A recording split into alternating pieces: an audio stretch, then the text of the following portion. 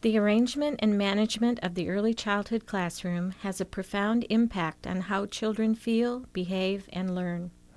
A well-ordered classroom takes a great deal of thought, planning, and energy. The time it takes, however, is well worth it. The decisions we make regarding the room, rules, and routines can make the difference between chaos and an orderly atmosphere that facilitates a sense of security, community, and joy among children. Before children are in the classroom, the successful teacher carefully plans the physical arrangement of the room.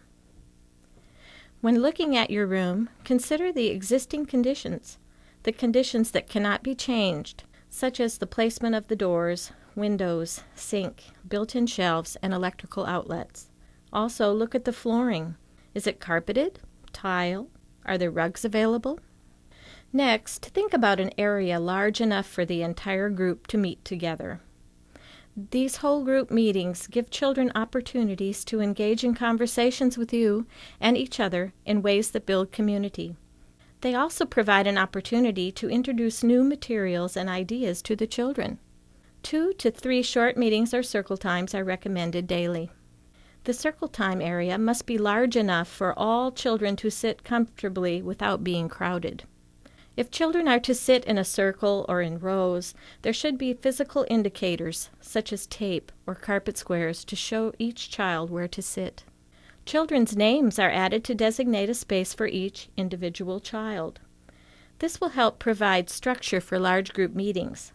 Each child knows where his space is. It also allows you as the teacher to be able to meet children's individual needs by their placement. Some children may need to be closer to you for vision purposes or for behavior management. It allows you to put a quiet child next to a talkative child or a difficult child next to a more tolerant child.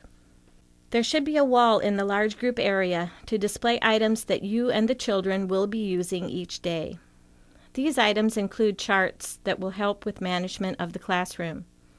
A rules chart, daily schedule, and helpers chart are displayed at eye level and include both words and pictures. There should be enough space on the wall for the curriculum materials you want children to interact with, such as theme-related posters, songs, or nursery rhymes. Since you will be modeling writing daily with children, there should be either a dry erase board or a large chart on the wall in the circle time area.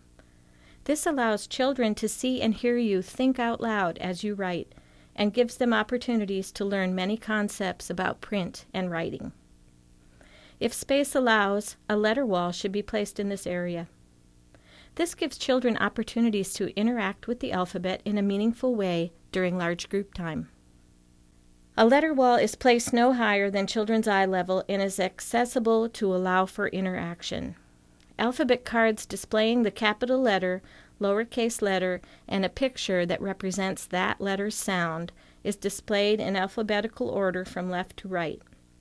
These cards are placed in 2 rows, with the top row beginning with the letter A and ending with the letter M, and the bottom row beginning with the letter N and ending with the letter Z. There is room to place 4 to 5 word cards under each letter. If there is no space for the letter wall in this area, it should be located elsewhere in the room. If children are to have a voice in the classroom, they need to be given choices about how they spend their time there. To accomplish this, divide your room into centers. A center is an area of the classroom devoted to one topic or type of activity in which children can work and play in small groups. By creating small, cozy areas, children are able to work within the boundaries of each center. Arrange centers within the classroom so that they are defined by low boundaries. Pull shelves and furniture away from the walls and integrate tables. When centers are well defined, children know what is available in each center and have less difficulty making choices. Well-defined centers promote higher quality verbal interactions and increased cooperative play. They allow for more focus on specific concepts with fewer distractions. Circle recommends that each classroom have a minimum of 7 centers. There may also be other centers offered, such as computer, sand and water center, snack center, if space and materials allow. Also, the library and listening center, as well as the science and math center, may be separated. Circle encourages at least 7 centers in our classroom, and they are construction, library, pretend and learn, writing, creativity, that's art, ABC, and math and science. Each center needs to have at least 2 walls. We make little pathways.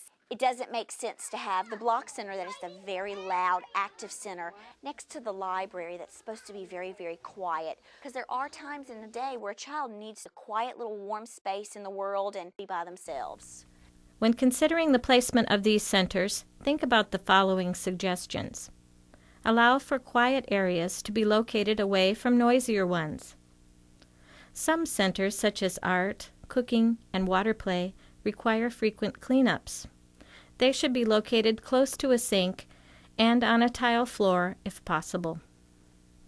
Take into account how much space is required for each center. What furniture and materials will be placed in the center? Does the center require a table or just floor space? Does the center require a shelf to store materials? Most centers have a variety of materials that are more accessible if placed on shelves. Does the center need chairs? Does the center require an electrical outlet? Be alert to traffic patterns in the classroom. Children should be able to move around the room safely. Centers are arranged to avoid large open areas, which may encourage running and out-of-control behavior. After centers have been arranged in the classroom, place center labels at eye level at or near the entrance to the center. At the bottom of the label, add as many Velcro dots as the maximum number of children you want to be in that center. All centers should have space for a minimum of 2 children to encourage interaction. Classrooms don't need a designated small group area. Small groups occur in places that fit the activity. For example, a small group read aloud could occur in the library center. A small group cooking experience could occur in the science center.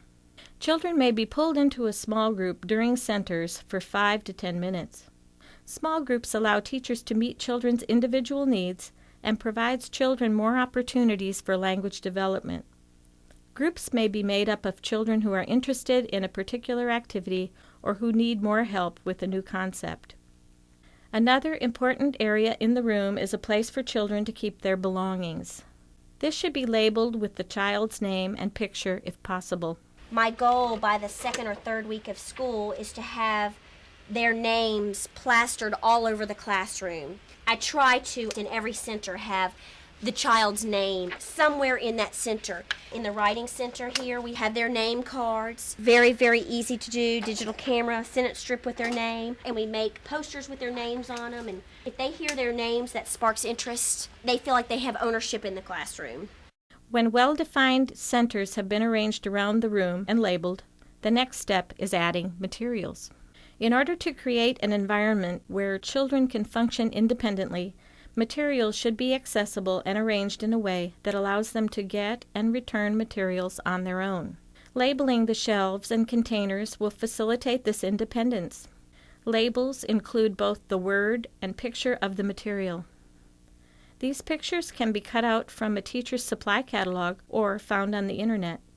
If a camera is available, a photo may be used. This is how we do our labeling. It really makes it a lot easier for the children to know exactly what is supposed to be back into that center. For my liking, the shelves weren't as neat as I liked them to be. So we took a picture of what goes into the basket, put everything in the basket, took a picture of the basket itself with the label, and then placed it on the shelf here behind it. So there's no question where anything goes in the classroom. In the block area, labels may be the silhouette of the block without any words. Children need the security of organization. They are more likely to take care of materials that are organized, and cleanup is much easier. and orderly environment can eliminate potential behavior problems. When placing materials in each center, consider the following points.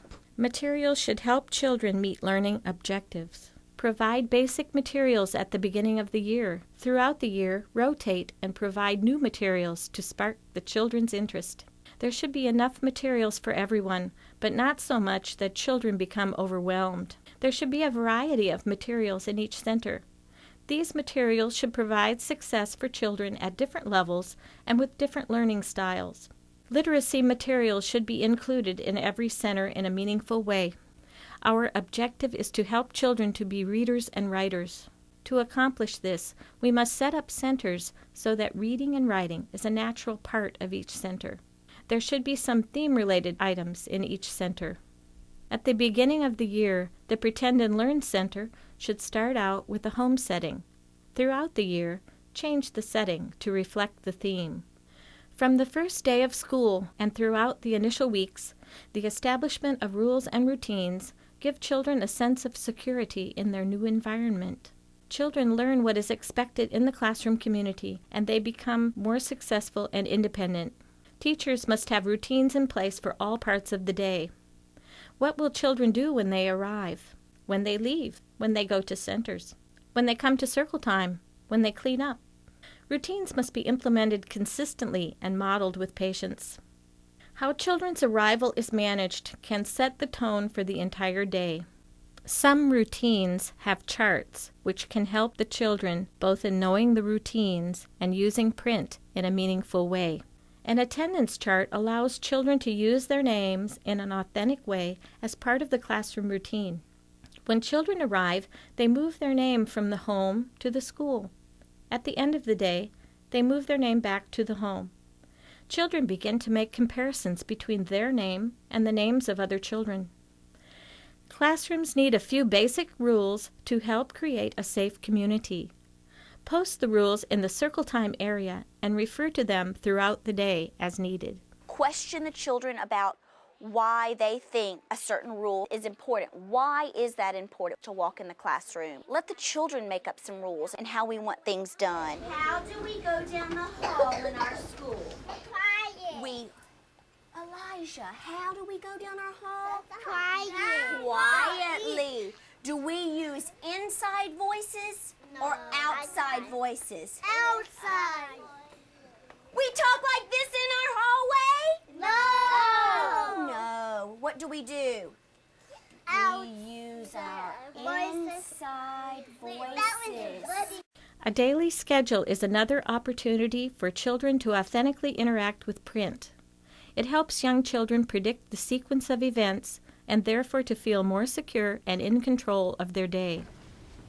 Will you go move our school bus schedule to where we go eat? Thank you. You may come back to the circle. Children gain a sense of ownership and community when they are involved in helping in their classroom. There are many jobs that need to be done throughout the day. Every child should have a job, and the job should not be related to behavior.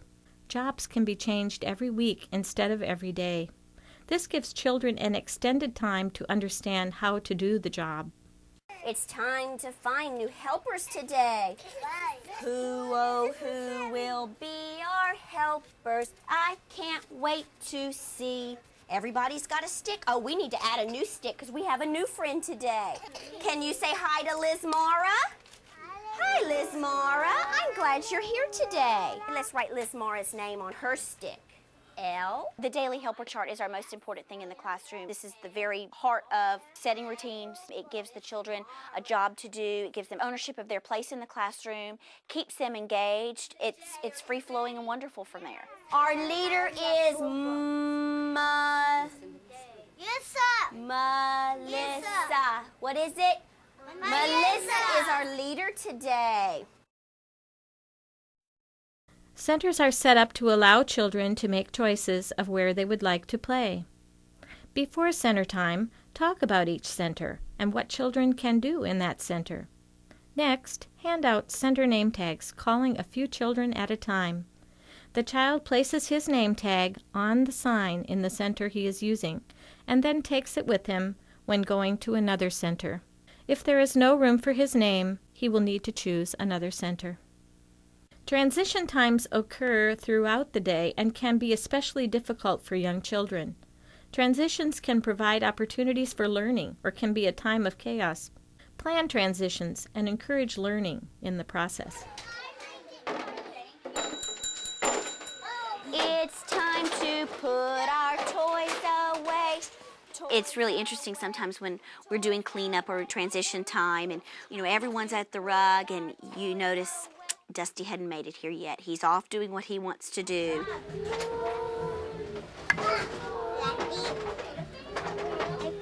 No more change time. We'll start an activity and we'll sing songs and he realizes, hey, I am missing out on something over there. Dusty, it's time to put the things away and we'll come back at center time. It's time to clean up. We got to go see what's going to happen in our dark room. We do the letter song where we say the letter and we say the children's name and D comes along and, I say DeUngray and I can't forget there's Dusty. D for DeUngray and Dusty too. If you can positively reinforce him to come on over and join us, then he does. When Dusty is involved in an activity, he is clearly very involved.